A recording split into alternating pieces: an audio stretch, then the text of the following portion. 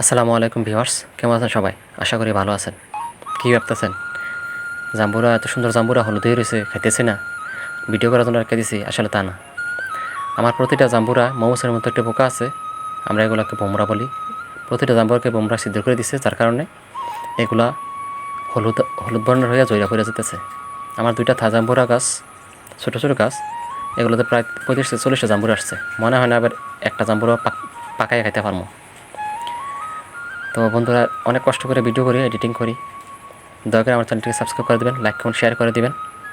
কারণ কোনো চ্যানেলকে যদি আমরা লাইক কমেন্ট শেয়ার করি এবং সাবস্ক্রাইব করি, এতে আমাদের ক্ষতি হয় না,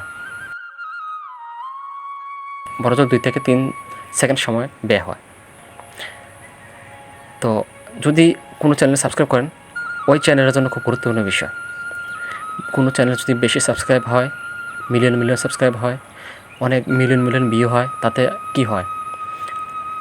ইউটিউব কর্তৃপক্ষ থেকে ওই চ্যানেলের মালিক টাকা পায়। যদি আমরা সবার কাছে যদি টাকা বেশি থাকে, আমরা কি করতে পারি? সরকারকে ইনকাম ট্যাক্স দিতে পারি, রাস্তাঘাট, মসজিদ, মাদ্রাসা এবং মানুষকে গরিব দুঃখীকে হেল্প করতে পারি।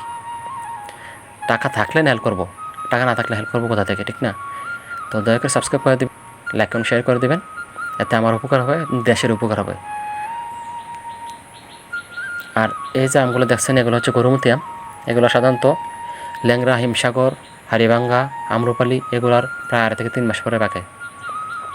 কিন্তু এই বোমরা সিদ্ধ করে দিচ্ছে, যার কারণে প্রতিটা যেগুলোকে সিদ্ধ করছে এগুলো ফাইটটা ঝইরা পড়ে যেতেছে। পরে আমি কী করলাম, মশারি দিয়ে, নেট দিয়ে, সুইতে দিয়ে সেলাই করে দিলাম। এখন আরেকটা সমস্যা হলো, পাকবে হয়তো বা আর 15 থেকে 20 দিন বা 25 দিন পরে। কিন্তু এখন নতুন করে আরেকটা সমস্যা হয়েছে, ইঁদুরে এই আমার মশারি কাটটা ভিতরে ঢুকে প্রতিদিন 3 থেকে 4টা আম খাইয়ে ফেলতেছে। এখন আমার গাছে আছে মনে হয় 70 থেকে 80 আম, পাকতে বাকি 20 দিন। তাহলে 3 থেকে 4টা আম যদি খাইয়া ফেলে, তাহলে আমার আম তো পাকতে পাকতে শেষ হয়ে যাব। যার কারণে আমি এগুলো ফাইরা ফেলতেছি। দেখেন ফাড়ার পরে মোটামুটি মাশাল্লাহ 1 বালতির উপরে আম হয়েছে। আর ইঁদুরে দেখেন কীভাবে খাইয়া কী করছে। আর এই আর কি। তো ঠিক আছে বন্ধুরা, ভালো থাকেন।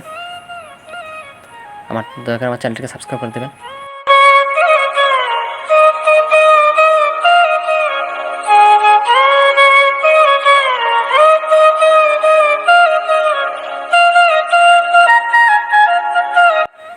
অনেক সাধনার পর ইঁদুর নানার ফাঁদা আটকাইলাম।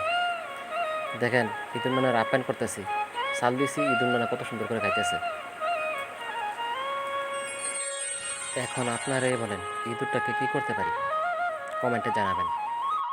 ওকে, আল্লাহ হাফেজ।